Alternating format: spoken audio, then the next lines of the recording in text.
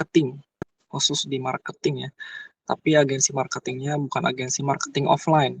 Kan ada agensi marketing yang offline kayak dia tuh ada jasa untuk menerbitkan flyer gitu. Dan lain-lain yang ditempel-tempel di pinggir-pinggir jalan. Nah, itu yang offline. Kalau kita adalah agensi marketing online. Agensi marketing online itu punya beberapa jasa atau lini bisnis, diantaranya ada jasa digital marketing, diantaranya jasa digital marketing itu ada jasa sosial media, jasa manajemen sosial media, lalu ada jasa desain. Selain itu ada juga untuk jasa SEO atau Search Engine Optimization, di mana kita bantu perusahaan-perusahaan untuk dapat klien melalui Google. Lalu ada juga jasa pembuatan website. Nah, itu 3 lini bisnis kita, website, SEO, dan juga digital marketing atau sosmed. Ya, satu lagi, kita juga punya jasa untuk bantu perusahaan di bidang advertising online, iklan Facebook, iklan Instagram, dan lain-lain. Kita sudah berdiri sejak 2014, awalnya ada di Garut kota, lalu kita leverage ke Bandung, kita dapat kantor di Asia Afrika. Kita juga sempat handle klien untuk BRI, Pertamina untuk sosial medianya. Total karyawan kita di cabangnya, sebelum ke karyawan, cabang kita sudah ada di beberapa cabang, diantaranya di Garut, di Bandung, di Jakarta, di Yogyakarta, sama di Bali. Di Surabaya juga ada. Total karyawan kita dari semua itu kurang lebih ada 60-70-an. Dan kita menerapkan sistem kerja remote. Kalau remote itu berarti kita sudah nggak ke kantor lagi. Kita semuanya remote, work from home, atau work from cafe. Jadi kadang mereka kerja di cafe, atau dari rumahnya sendiri. Nah, itu sekilas untuk Sorotna Media. Baik, terima kasih Bapak. Berarti untuk Sorotna Media ini tuh pekerjaan yang dapat dikerjakan di mana saja dan kapan saja ya Pak, karena dari jarak jauh gitu ya Pak, nggak harus ke perusahaan, ke tempat kerjanya langsung gitu. Betul, bisa dari mana saja, kecuali tim sales. Jadi tim sales itu kadang mereka datang ke klien-klien gitu, bertemu langsung. Baik, terima kasih Pak. Selanjutnya ada pertanyaan mengenai tren industri. Pertanyaan yang pertama yaitu, di dalam perusahaan Bapak ini, perusahaan Sorotna Media ini, saat ini tuh tren apa saja yang paling diminati oleh customer gitu, Pak? Tren yang paling diminati adalah iklan, ads sosmed, ads Facebook. Itu yang pertama. Yang kedua, marketplace. Kayak kita bantuin untuk Shopee, Lazada, dan lain-lain, bantuin marketplace-nya.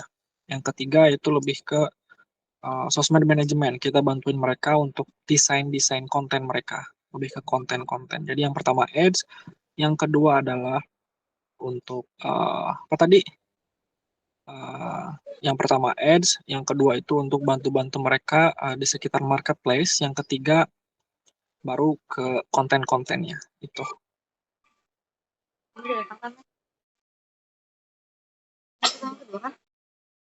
Baik, untuk pertanyaan yang kedua yaitu bagaimana cara perusahaan Bapak dapat menyesuaikan kondisi tren saat ini gitu Pak, yang sedang terjadi di lingkungan bisnis saat ini. Cara perusahaan kami untuk menyesuaikan dengan tren adalah ada yang namanya, kalau di tim kami punya tim namanya tim data analytics. Tim data analytics ini mereka berurusan dengan data dan forecasting. Forecasting itu kayak kita meneliti kira-kira tahun depan nih 2024 bakal ada banyak request tentang services apa gitu, atau trennya 2024 bakalan apa gitu. Jadi sebelum tren itu datang kita sudah punya datanya gitu. Itu oleh tim data analitik. Jadi melalui tim data analitik kita bisa tahu apa yang bakal kita jual dan apa yang bakal kita fokuskan gitu. Baik, terima kasih Bapak. Untuk pertanyaan selanjutnya itu mengenai peluang, ancaman, dan juga pesaing. Pertanyaan yang pertama yaitu, menurut Bapak, apa saja sih peluang yang bisa didapatkan perusahaan yang bergerak di bidang jasa marketing digital saat ini? Kalau bermainnya Kota Bandung, ini kita fokus di Bandung ya. Untuk peluang, karena di Bandung itu sudah go digital, bahkan pemerintah pun banyak program-program untuk go digital, UMKM go digital, UKM dan IKM go digital. Nah, karena program-program pemerintah itu ternyata masih kurang menurut mereka, mereka dapat ilmunya kurang, maksudnya mereka sudah ada workshop tapi mereka masih kurang gitu ilmunya dan mereka masih butuh asisten atau bimbingan. Kita lihat itu adalah sebuah peluang. Jadi peluang besar di mana pemerintah mengadakan pelatihan untuk semua UMKM di Bandung, tapi pelatihan itu taruhlah baru 10%. Nah, 90% lagi kita yang kerjakan. Tuh. Jadi peluangnya sangat besar, terutama di Bandung, karena orang-orang sudah melek digital dan tahu kekuatan apa saja yang bisa dilakukan dengan digital marketing.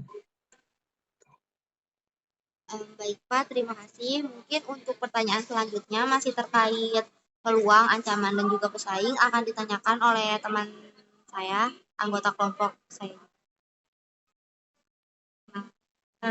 Baik, terima kasih atas waktunya Bapak.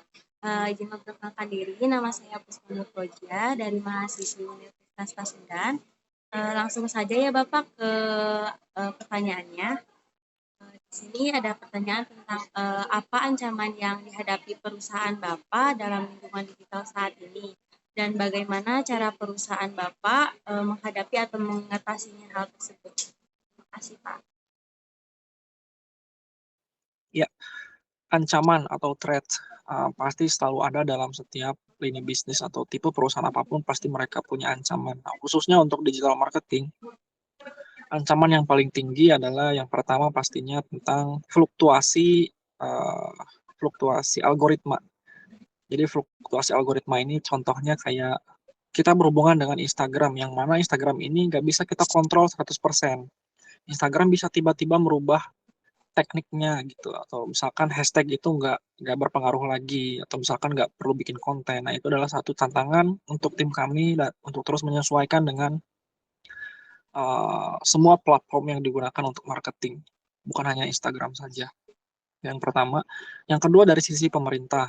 Pemerintah juga kadang seperti yang kita tahu beberapa waktu lalu ada pembatasan atau pelarangan untuk TikTok berjualan. Nah, itu juga salah satu tantangan buat kami, di mana kami harus menyetop klien-klien kami untuk langsung dagang di TikTok dan mengarahkannya ke marketplace, Tokopedia, Shopee, dan lain-lain. Itu salah satu tantangan lain. Jadi yang pertama dari platform marketing itu sendiri atau sosmed itu sendiri, yang kedua dari pemerintah itu. Untuk mengatasinya ya tadi kan ada yang mengatasinya ya. Untuk mengatasinya, kalau biasanya untuk mengatasi hal tersebut ada yang bisa diprediksi, ada